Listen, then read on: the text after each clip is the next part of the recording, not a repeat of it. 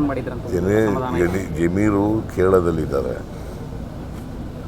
4ನೇ ತಾರೀಕಿನವ್ರಿಗೆ ಅಲ್ಲಿರ್ತಾರೆ. 5ನೇ ತಾರೀಕು ಇಲ್ಲಿ ಬರ್ತಾರೆ.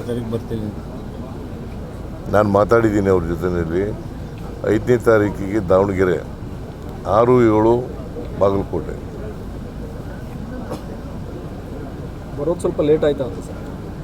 ಇಲ್ಲಪ್ಪ, ಕೇರಳ ಎಲೆಕ್ಷನ್ನಲ್ಲಿ ಹಾಕ್ಬಿಟ್ಟಿದ್ದಾರೆ ಅವ್ರಿಗೆ. ನಾನು ವೇಣುಗೋಪಾಲ್ ಜೊತೆ ಮಾತಾಡಿದೆ. ವೇಣುಗೋಪಾಲ್ 4ನೇ ತಾರೀಕಿನವರೆಗೂ ಅವರು ಬರಲ್ಲ ಅಂತ ಹೇಳಿದ್ದಾರೆ. ಅದರಿಂದ 4ನೇ ತಾರೀಕು ಮುಗಿಸ್ಕೊಂಡು 5ನೇ ತಾರೀಕಿಲ್ಲಿ ಬರ್ತಾರೆ. ಕೇಂದ್ರ ಸರ್ಕಾರ ಅಲ್ವಾ, ಏನಾದ್ರು ಮ್ಯಾನಿಪುಲೇಟ್ ಮಾಡಿದರೆ ಅವರೇ ಮಾಡೋದು. ನಾವು ಅದನ್ನು ಇವತ್ತಿನವರೆಗೂ ಮಾಡೇ ಇಲ್ಲ. ಈಗ ಕಾಂಗ್ರೆಸ್ ಪಕ್ಷ ನೆಹರು ಕಾಲದಲ್ಲಿ, ಇಂದಿರಾ ಗಾಂಧಿ ಕಾಲದಲ್ಲಿ ಮ್ಯಾನಿಫೆಸ್ಟೋ ವೋಟರ್ಸ್ ಲಿಸ್ಟನ್ನು ಮ್ಯಾನಿಪುಲೇಟ್ ಮಾಡೋದು ಅಂತ ಅವೆಲ್ಲರೂ ಬಂದಿತ್ತ? ನರೇಂದ್ರ ಮೋದಿಯವ್ರ ಕಾಲದಲ್ಲಿ ಮಾತ್ರ ಬಂದಿರೋದು. ಸೊ ಅದರಿಂದ ನಾವು ಯಾವತ್ತೂ ಕೂಡ ಮ್ಯಾನಿಪುಲೇಟ್ ಮಾಡೋ ಪ್ರಶ್ನೆನೇ ಇಲ್ಲ.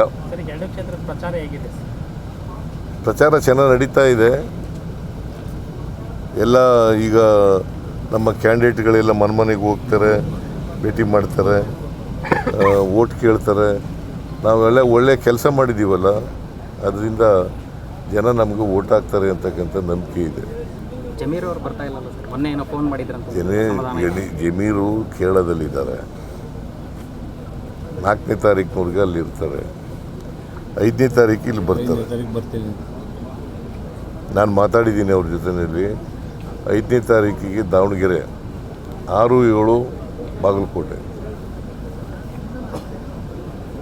ಬರೋದು ಸ್ವಲ್ಪ ಲೇಟ್ ಆಯ್ತಾ ಅಂತ ಸರ್? ಇಲ್ಲಪ್ಪ, ಕೇರಳ ಎಲೆಕ್ಷನ್ನಲ್ಲಿ ಹಾಕ್ಬಿಟ್ಟಿದ್ದಾರೆ ಅವ್ರಿಗೆ. ನಾನು ವೇಣುಗೋಪಾಲ್ ಜೊತೆ ಮಾತಾಡಿದೆ. ವೇಣುಗೋಪಾಲ್ 4ನೇ ತಾರೀಕಿನವರೆಗೂ ಅವರು ಬರಲ್ಲ ಅಂತ ಹೇಳಿದ್ದಾರೆ. ಅದರಿಂದ 4ನೇ ತಾರೀಕು ಮುಗಿಸ್ಕೊಂಡು 5ನೇ ತಾರೀಕಿಲ್ಲಿ ಬರ್ತಾರೆ.